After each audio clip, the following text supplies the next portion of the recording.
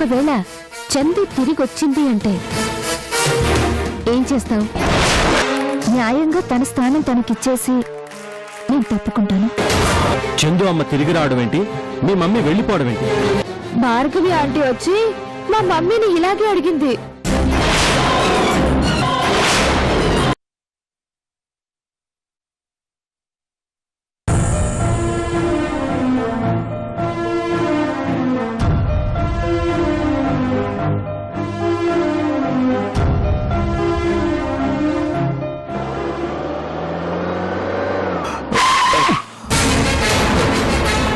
Sorry sorry.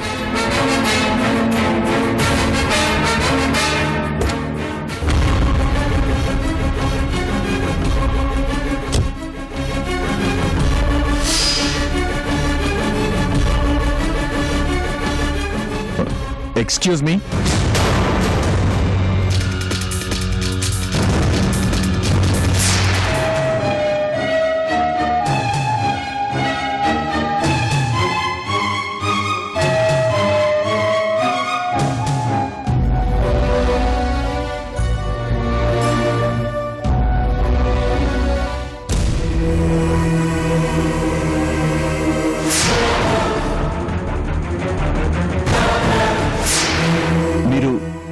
మీరు శివకోటి కదా? అవును. నన్ను మీరు గుర్తుపట్టలేదా? నేను రాజాని. మీ నాన్నగారు నేను అప్పట్లో బిజినెస్ రైవల్స్. మీకు కూడా నేను బాగా పరిచయం కదా, మర్చిపోయారా? లేదు రాజా గారు, మర్చిపోలేదు. బాగున్నారా? నేను బానే ఉన్నానండి. మీరేంటి ఇలా? జైలుకి వెళ్ళారని తెలుసు. ఎప్పుడు రిలీజ్ అయ్యారు? ఇప్పుడు ఏం చేస్తున్నారు? తండ్రిని చంపి జైలుకు వెళ్ళిన వాణ్ణి నన్ను పలకరించి యోగక్షేమాలు అడుగుతున్నారా రాజాగారు?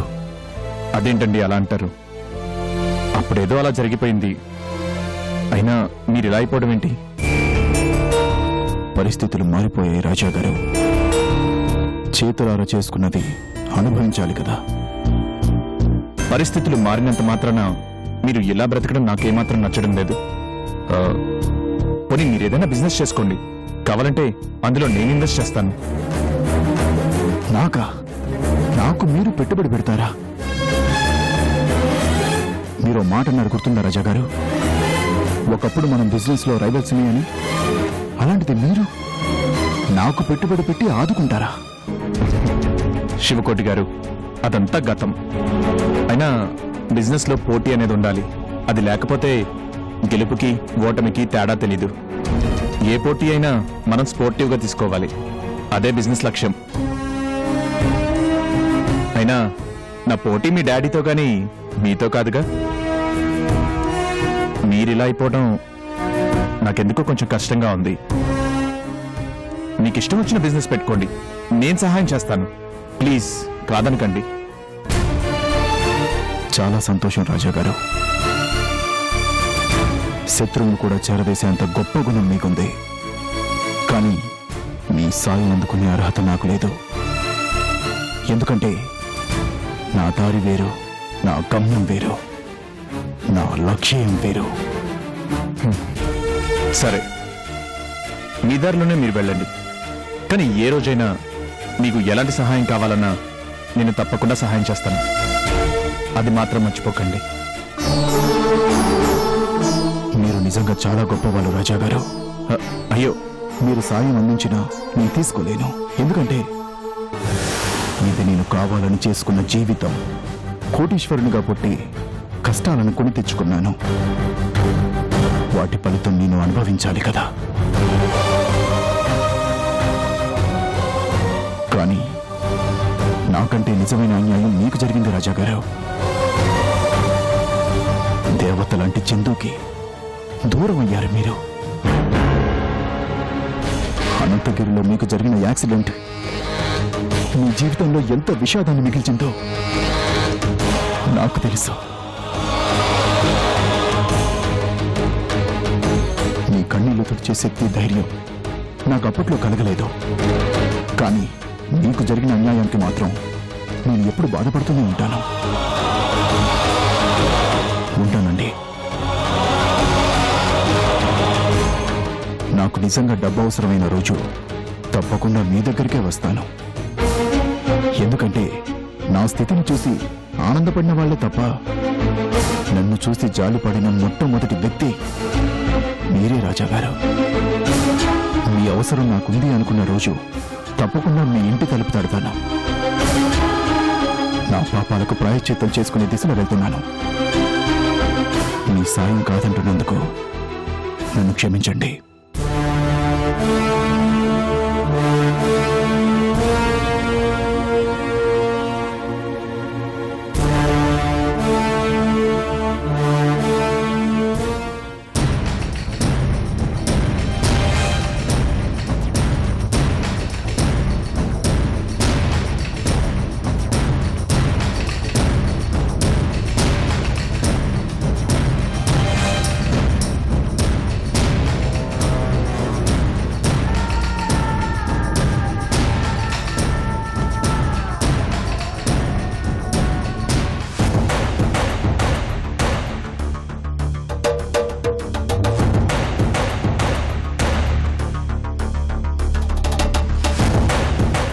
క్యాండిడేట్ని ఊరికి వదిలేస్తే ఎలా?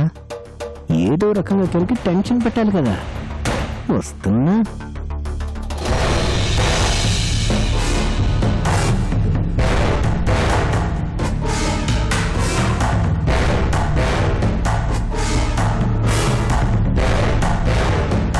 ఏంటి భారతి, ఏదో టెన్షన్లో అటు ఇటు తిరుగుతున్నట్టున్నా? అవును, ఏంటా టెన్షన్? అసలు ఆ జ్యోతి నా కస్టడీ నుంచి ఎలా తప్పించుకుని పోయిందో అర్థం కావట్లేదు. అది చేతిలో ఉంది కదా అని ఆ చందుని రాజాని ఆడించొచ్చు అనుకున్నాను. కానీ ఎలా తప్పించుకుంది. అది అనంతగిరికి చేరలేదు.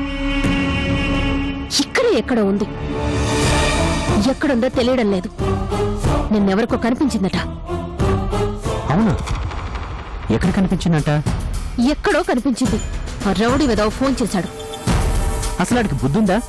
కనిపిస్తే వెంటనే పట్టుకోవాలి గాని నీకు ఫోన్ చేసి పర్మిషన్ అడగటం ఏంటి? నన్నడిగి ఎంత ఇస్తావని బేరం పెట్టాడు వెధవ. ఈ లోపల అది తప్పించుకుంది. ఆ? అంతే భార్గవి, ఈ రోడ్డు విధవలందరూ అంతే. నువ్వు ఇచ్చే పేమెంట్ సరిగ్గా ఇస్తే ఇలాంటి పనులు చేసేవాళ్ళు కాదు. నువ్వు డబ్బు సరిగ్గా ఇవ్వని తెలిసి బేరం పెట్టుంటారు. ఏదైనా సరే తప్పుడు పనులు చేసేవాళ్ళు డబ్బు ఇచ్చే దగ్గర చాలా పర్ఫెక్ట్ గా ఉండాలి. నన్ను కోపంగా చూస్తే ఉపయోగం ఏముంది? ఇంటికి ఆ జ్యోతి ఏమైందో అది తెలుసుకో ముందు. వెతికి పట్టుకొస్తామని చెప్పారు. వాళ్ళ ఫోన్ కోసమే ఎదురు చూస్తున్నాను. ఈసారి మాత్రం జ్యోతి దొరికితే చాలా జాగ్రత్తగా ఉండాలి భార్గవి, లేకపోతే చాలా ఇబ్బందులు పడతావు. వాళ్ళే అనుకుంటా. చూడనా? అవసరం లేదు, నేను చూసుకోగలను. సైలెంట్ గా ఉండు. హలో, ఏం భార్గవి, ఎలాగున్నావు? ఎవరు? నీ మృత్యువుని. నన్నింకా గుర్తుపట్టలేదా? నువ్వు శివకోటి.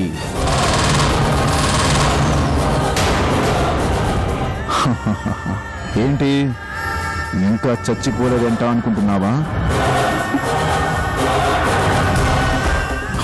నేనంత తేలిగ్గా చావనే. నిన్ను చంపాక గాని నేను చావను.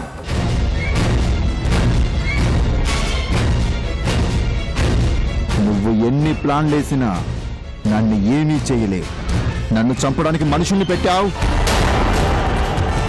పోలీసులతో చేతులు కలిపి నన్ను ఎన్కౌంటర్లో లేపేయమని డబ్బులు కూడా ఇచ్చావు.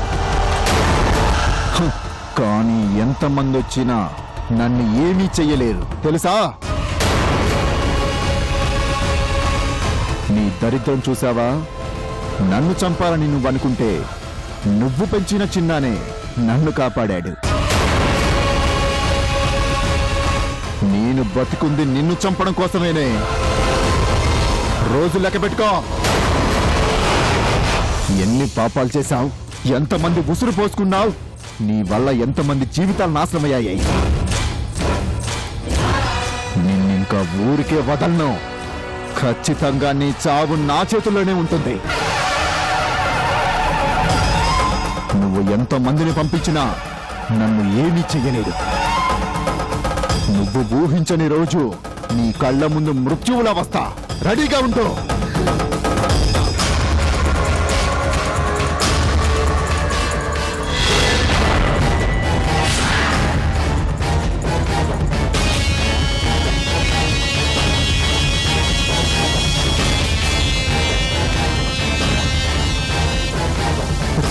ఎవరు? ఆ శివకోటేనా? నీకెలా తెలుసు? ఎదుటి వాళ్ళను మాట్లాడకుండా వార్నింగ్లు ఇచ్చే నువ్వు నోరెత్తకుండా అవతల వాళ్ళు చెప్పింది వింటున్నావు అంటే దానికి కారణం ఆ శివకోటే కదా. ఇంతకీ ఏమంటున్నాడు? నీ అంత చూస్తానంటున్నాడు. ఏయ్, నువ్వు నోరు మూసుకుని ఉంటావా? అసలు ఈ విషయాలన్నీ నీకెందుకు? తప్పుకో. నీ అరుపుల వెనుకున్న భయమేంటో నాకు బాగా తెలుసులే. నీకు సరైన శత్రువు వాడే.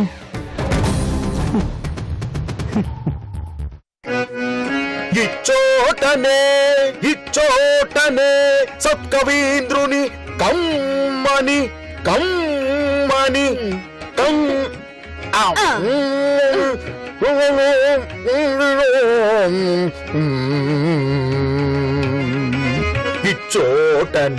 ఇచ్చోటనే సత్కవీంద్రుని కమ్మని కలము నిప్పులోన కలిసిపోయే. ఇచ్చోటనే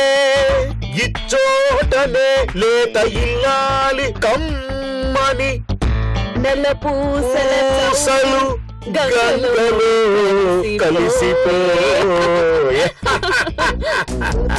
ఎంత హాయిగా కూర్చొని ఇద్దరు ఎంజాయ్ చేస్తున్నారు చెప్తా. నీకు బానే వచ్చేస్తున్నాయా? ఏంటి చిన్నమ్మా, ఇద్దరు మంచి జోరు మీద ఉన్నారు. ఆయనేమో పాటలు పాడుతున్నాడు, నువ్వేమో ఆకులు నవ్వులుతున్నావు. ఏంటి విషయం? పని పాట లేదా మీకు? ఆ? నా కొడుకు సంపాదన అంతా తయారుగా తింటుంది నువ్వు. పని పట్ట చేసేట్టాల్సింది నువ్వురా. ఊరికే తిరిగి తిరగకపోతే ఏదైనా పని చేయొచ్చుగా. ఆ? ఏం చేయమంటావు చెప్పు. ఆ ఇంట్లో పనికిరాని సెత్తంతా బోల్డ్ ఉంది, తీసుకెళ్లి బయటపడేయ్. పనికి రాని చెత్త. అలాగే. మా బాగా చెప్పినావు ఎవరికి, లేకపోతే మన మీద శత్రువులు ఆడతాడా? పండుగ ఏట్రా మా బట్టలు పడేస్తున్నావు ఏట్రా? చిన్నమ్మ పనికిరానివి పారేమని చెప్పింది బాబాయ్. ఈ ఇంట్లో పనికిరాని వివే కనిపించాయి, అందుకే బయటపడేస్తున్నాను. మరి కొడువే ఏట్రోయ్, మా బట్టలే బయట పారేస్తున్నావా? మా చిన్నాడికి తెలిసిందంటే నీ వీపు విమానం మోత పోగుతుంది, తెలిసిందా? అంత ఆవేశం వద్దులే చిన్నమ్మ. జాగ్రత్త. అది సరే గాని ఇంతకీ చిన్న ఏ ఊర్లో పుట్టాడు? పిఠాపురం. ఏంటి చిన్న ఒకేసారి 2 ఊళ్ళల్లో పుట్టాడా? అదెలా బాబాయ్? అంటే మాది పిఠాపురం, దీన్ని అమలాపురం అన్నమాట. ఆ పిఠాపురంలో ఉన్నప్పుడు కడుపులో పడ్డాడు, అమలాపురం వచ్చాక కాలిపోయింది. అవునా? అమలాపురంలో ఏ హాస్పిటల్లో పుట్టాడు? Private hospital.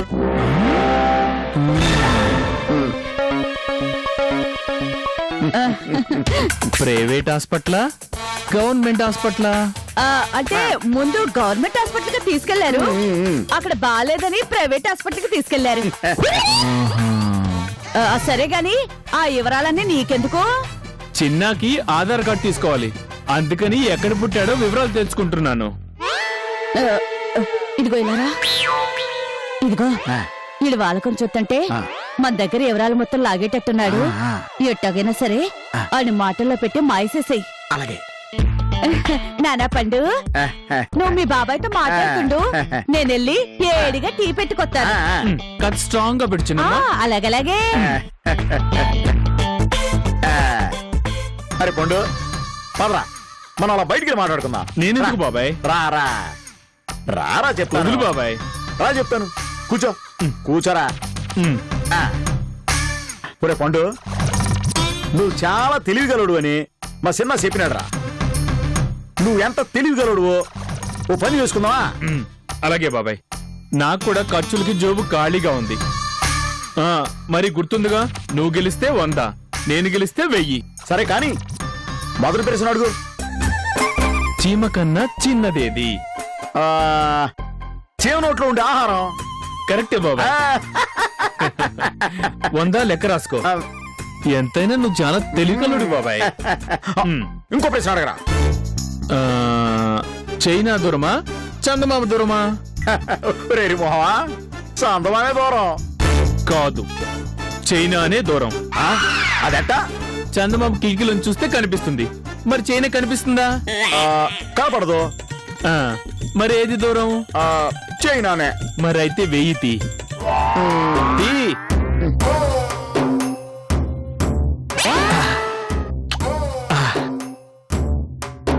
పొద్దుటే 1000 నొక్కాడు. ఒరేయ్, ఈసారి ఇంకో పని చేద్దాం. ఈసారి 2000 రై. సరే బాబాయ్, నేను కళ్ళు మూసుకొని చేసే పనిని నువ్వు కళ్ళు తెరిచి చేస్తావా? ఎందుకు చేయలేను? చేసేస్తాను. సరే బాబాయ్.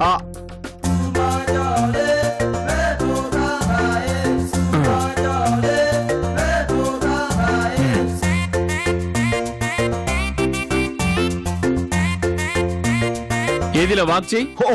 ఇంతేనా?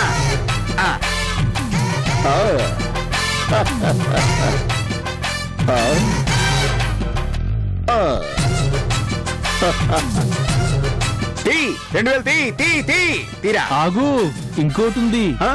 ఇంకోటేటి? చెప్తాగా, ఆగు.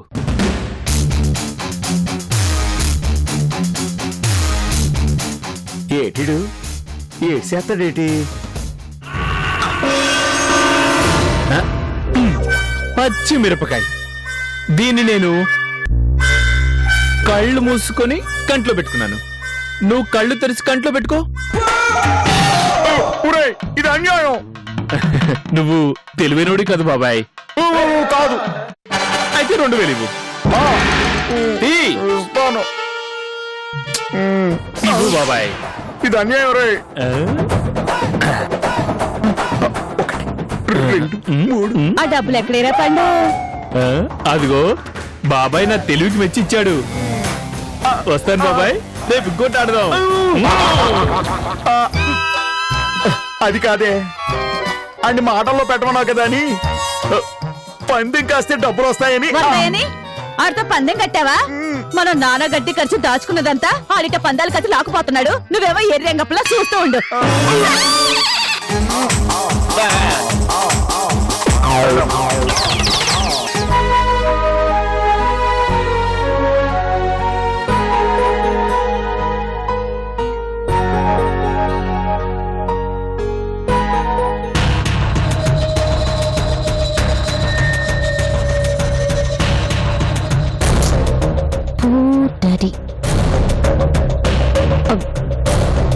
నాన్నగారు,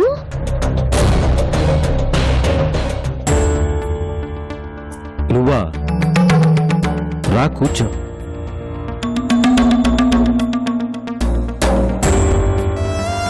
పర్వాలేదే.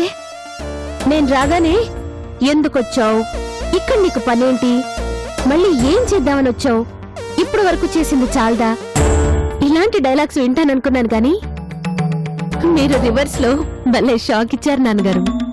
అంటే నేను అనకుండానే నీకు అలాంటి మాటలు వస్తున్నాయని ఎదురు చూస్తున్నావు అంటే తప్పు చేస్తున్నావు అన్న ఆలోచన నీకుంది. అన్నీ తెలిసే తప్పు చేస్తున్నావు, అంతేనా? నేను తప్పు చేశాను, మీరు తప్పులు చేస్తున్నారో మీకు మీరే ప్రశ్నించుకోండి నాన్నగారు, మీకే అర్థమవుతుంది. మీకిష్టం లేకపోయినా పుట్టిన కూతుర్ని నేను. మీరు ఎంతో ఇష్టపడి పెంచుకున్న కూతురు చందు. చందు చనిపోయాక ఆ స్థానంలోకొచ్చింది అమృత. మీరు ద్వేషిస్తే నన్ను ద్వేషించాలి, ప్రేమిస్తే అమృతను ప్రేమించాలి. కానీ మధ్యలో అనుకోకుండా ఈ కరుణ ఎక్కడి నుంచి వచ్చింది నాన్నగారు? కరుణ ఎవరు? అమృతకి రాజాకి మధ్య చిచ్చు పెట్టింది. అయినా దాన్ని మీరు చేరదీశారు. చందు చనిపోయాక రాజాకి అమృతనిచ్చి దగ్గరుండి మరీ పెళ్లి చేశారు. మరి వాళ్ళిద్దరి మధ్యలోకి కరుణని మీరు తెచ్చారా, లేక అదే వచ్చిందా? అది తెలుసుకుందామని ఎంత దూరం వచ్చావా? కాదు, అంత తప్పు చేసిన మనిషిని మీరెందుకు చేరదీశారో తెలుసుకుందామని వచ్చాను. ఏ కన్న కూతుర్ని నేనున్నానుగా. ఏ రోజైనా పండక్కి ఇంటికి రమ్మని పిలిచారా? లేదు. ఎలా ఉన్నావు, నీ బిజినెస్ ఎలా ఉన్నాయని అడిగారా? లేదు. కాని ఆ కరుణని మాత్రం చందు కంటే బాగా చూసుకుంటున్నారు. అసలు అదే బ్రతికొచ్చిన చందునేమో అన్నంతగా బాగా చూసుకుంటున్నారు. దానికి కారణం ఏంటి నాన్నగారు? అది నీకు చెప్పిన అర్థం కాదులే. ఎందుకు అర్థం కాదు? చెప్పండి. మీరేం చెప్తారో చెప్పండి. నేనేం అర్థం చేసుకోవాలో అర్థం చేసుకుంటాను. ఒకప్పుడు దాన్ని తిట్టి ఇంట్లోంచి పంపించారు. మళ్ళీ ఏమైందో తెలీదు, తెచ్చి మళ్ళీ ఇంట్లోనే పెట్టుకున్నారు. ఇప్పుడు దాన్ని చాలా అభిమానిస్తున్నారు, ప్రేమగా పలకరిస్తున్నారు. ఏ కారణం లేకుండానే అంత ప్రేమ ఎలా వచ్చింది? ఒక మనిషి మీద ప్రేమ పుట్టడానికి కారణం అవసరం లేదమ్మా. అలాగే ద్వేషించడానికి కూడా పెద్ద కారణాలు అవసరం లేదు. వాళ్ళ ప్రవర్తనే చాలు. అదే ఏంటా ప్రవర్తన? నేను రాజాని ఇష్టపడి పెళ్లి చేసుకోవాలి అంటే నాది విపరీతమైన ప్రవర్తన. పెళ్లి అయిన మగాడి మీద మనసు పడ్డం తప్పు అని ఆ రోజు నన్ను నానా మాటలు అన్నారు. చందు పోయిన తర్వాత కూడా నా గురించి ఆలోచించకుండా అమృతనిచ్చి పెళ్లి చేశారు. కానీ ఈరోజు 25 ఏళ్లు కాపురం చేసిన ఓ జంటని విడదీయడం కోసం కరుణ చూస్తూ ఉంటే దాన్ని తెచ్చి నెత్తిన పెట్టుకున్నారు. తేడా ఎక్కడుంది? మీలోనా లేక కరుణలోనా? నాకు తెలిసి మీలోనే ఏదో తేడా ఉంది. ఆ కరుణ మీ కంటికి చందులా కనిపిస్తోంది కదా? అవును.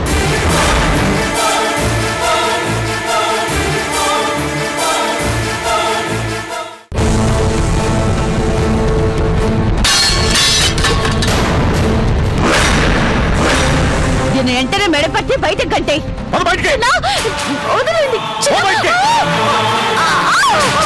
అంత జరిగితే నువ్వు మళ్ళీ ఆ ఇంటికి ఎందుకు వెళ్ళావు? చూడు ఎలా నీ రక్తం కళ్ళ చూశారు.